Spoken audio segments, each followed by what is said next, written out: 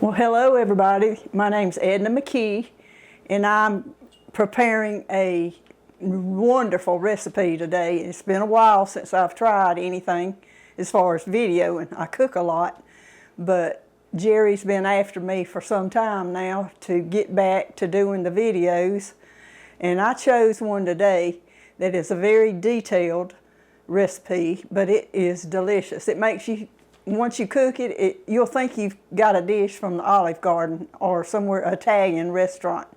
But it is very good and it's family friendly. To start with, I went and got a rotisserie chicken. It came from Walmart, and you have to get the original flavor. Nothing like lemon lime or garlic or anything like that, just the plain. And you bone and you skin it. And that's the results of one rotisserie chicken.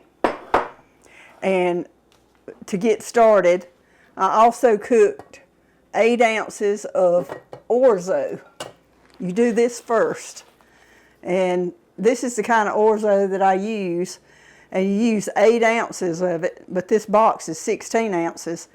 But I use probably 9 to 9.5 ounces. I use a little bit more than 8 ounces. And they also have this in great value at Walmart. It's both the same, but this is the brand name. ORZO it looks like little pieces of rice if you've never used it. But actually, it's similar to little cut up pieces of spaghetti is what it is. And it's just small cut up pieces of it.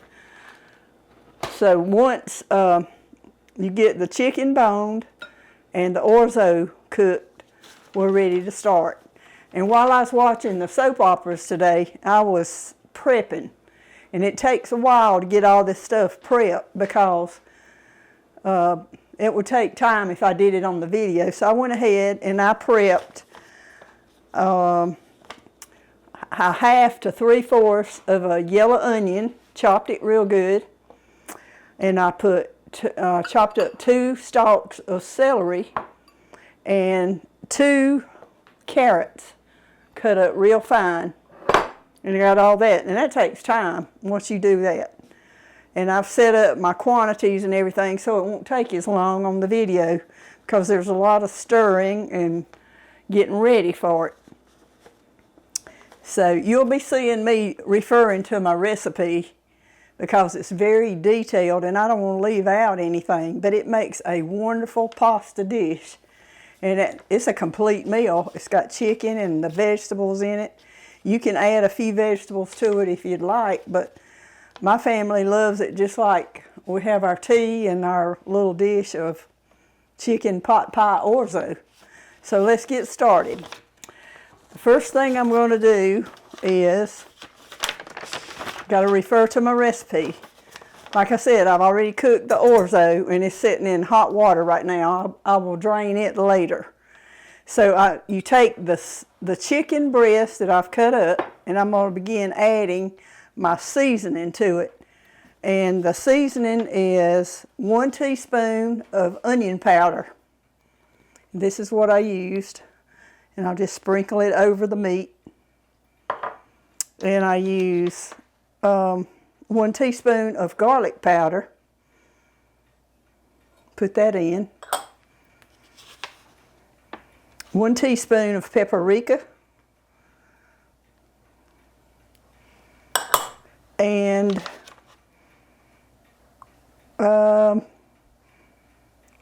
hold on just a second. 1 teaspoon of chicken bouillon powder. Put that in. Okay, once you have all of that, you just give your chicken, put it in there with the chicken and give it a good mix so all the pieces will be seasoned a little bit with this good stuff. And it already smells wonderful. I love to use little wooden spoons because they will help mix and help stir the best of anything. I like these. I like to use the little wooden spoons better than the metal spoons. Looks like I'm getting all the meat coated with some of the good seasoning. Okay, I'm going to set this aside, and then we'll come back and add it as the recipe progresses along. Okay, once I get all the, I did skip something. I've got to salt and pepper this. Put a little bit of pepper. Almost forgot that. And I'm using the Himalayan pink sauce because it is healthier. Give it a good dash. And that's all of the seasoning. Okay. All right, we're getting ready to come over here to the skillet, and I'm going to turn my burner on medium heat. And it tells me on the recipe to put a splash of olive oil. A month or so ago, and it's my chicken fryer. It's a little big, but it will be perfect for holding all this once it's completed. So I turned my heat on medium heat, and the recipe calls for a splash of olive oil in the bottom, and I just kind of go back and forth.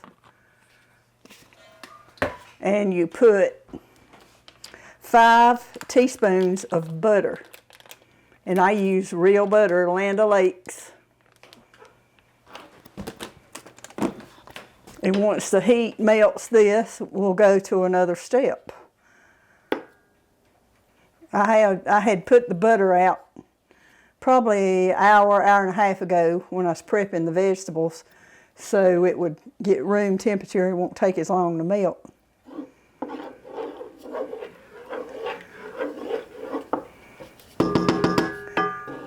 All this butter's got to melt down.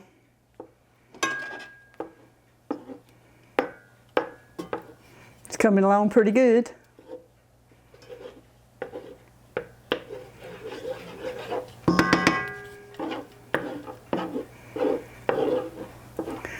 You can't turn your heat up any higher, or you don't want your butter to start scorching and turn dark.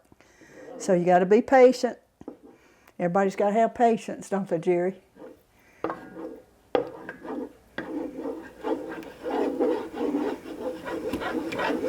All right, we almost got all of it melted away here. I'm gonna get me a little spoon rest. Okay, the butter and the olive oil are completely melted. So the recipe calls for the cut up celery, which is 2 stalks of really finely diced celery. And I forgot to mention before I got started, always wash your hands. Never start cooking in the kitchen unless you wash your hands good. Okay, this is a finely chopped up yellow onion, and it's a little over half, about a half to 3/4.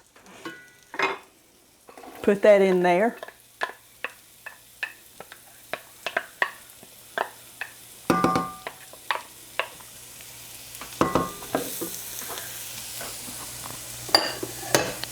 And this is 2 stalks of carrots.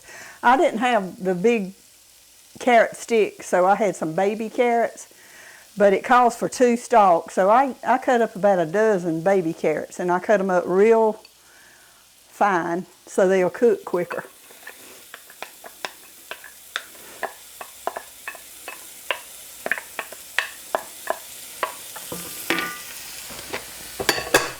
Okay. Allow the vegetables to saute for 4 to 5 minutes. And I've got them all mixing up in the olive oil and the butter, and I'll come back in about 5 minutes after it cooks. Okay, I've let the carrots, the celery, and onion saute for about 5 or 6 minutes now. So I'm getting ready to add 1/3 cup of all-purpose flour, and you just sprinkle it over this, and this will make a roux. It starts to thicken it up. It will make a good roux, and you have to cook this flour to get that flour taste out of everything. So you mix it well. When you cook a dish like this, you have to tend to it by stirring constantly. You can't turn your head, that's for sure.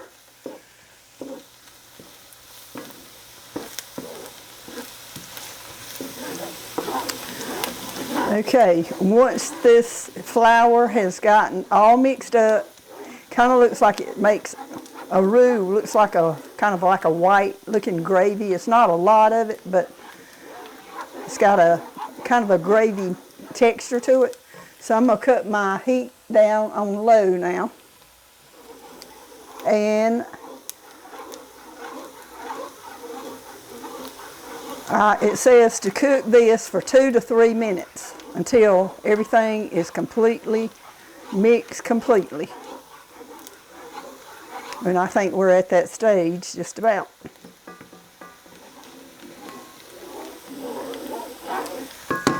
The prepping time for this recipe actually takes longer than cooking it. All right, the roux is ready, and I'm going to add 2 cups of chicken broth, and that's the type of chicken broth that I use. You just add this to the mixture. And you add 1/2 cup of heavy whipping cream. This gives it a real creamy look. And that's the type that I put in there. Mix it up really well. And as the heat gets it starts thickening up. You keep stirring it to get any clumps that might be present in it.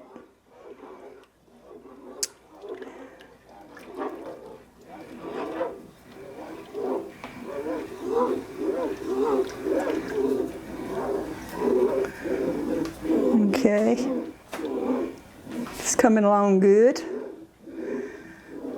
As I say, you have to keep stirring, making sure all the vegetables are good and tender. And this mixture that I've added, the broth and the whipping cream, is going to give it a real creamy texture for the rest of the food that's going in there. The diced up chicken and the ORZO.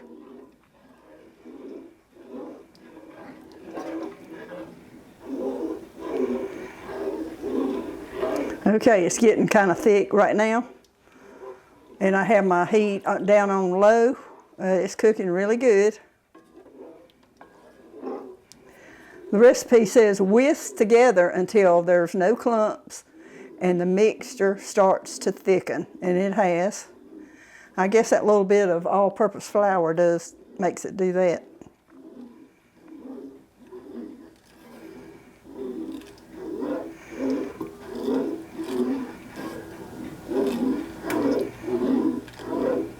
Okay, what I'm going to do next is I'm going to go over to the sink and I'm going to drain my ORZO in a drainer, and I will come back and we'll mix the last 2 ingredients. Okay, I have the 8 to 9 ounces of cooked ORZO, and what little liquid's still in there I'm going to put in my drainer and get all the liquid out of that starchy stuff. And I'm going to take it back over to the sink. Still got a little bit in it, so we'll be back in just a second. Okay, this is the last and final steps to a completed creamy chicken pot pie ORZO. So I'm going to add the seasoned chicken pieces that I've cut up.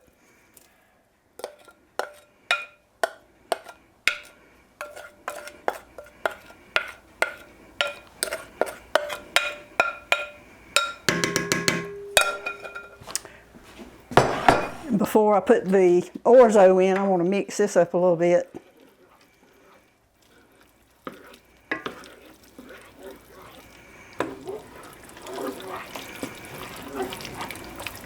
This smells divine.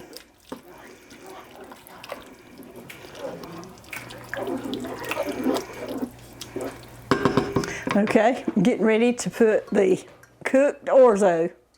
It looks like rice, but it's actually little tiny pieces of spaghetti or some type of pasta similar to spaghetti.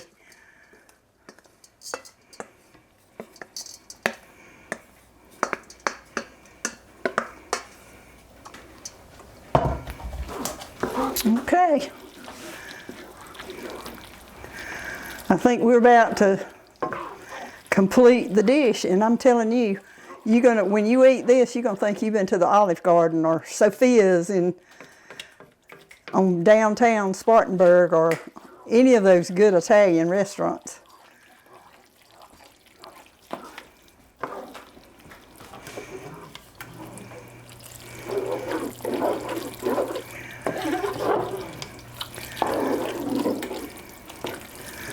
This completes the cooking recipe for creamy chicken pot pie orzo. And if you make it, send me a message and let me know how you like it. I believe it'll become one of your favorite ones. This is the first time that I've videoed since last Thanksgiving. And the reason being for that is because I know a lot of my friends and family already know this, but I've had cancer.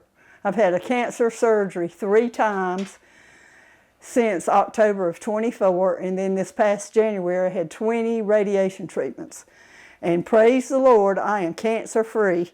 I've went recently and had my surveillance checkups, and the doctors all tell me that I'm cancer free and I can go back to living normally again. So continue to keep me in your prayers, and hopefully I'll do another recipe very soon. Thanks for watching. Keep me in your prayers.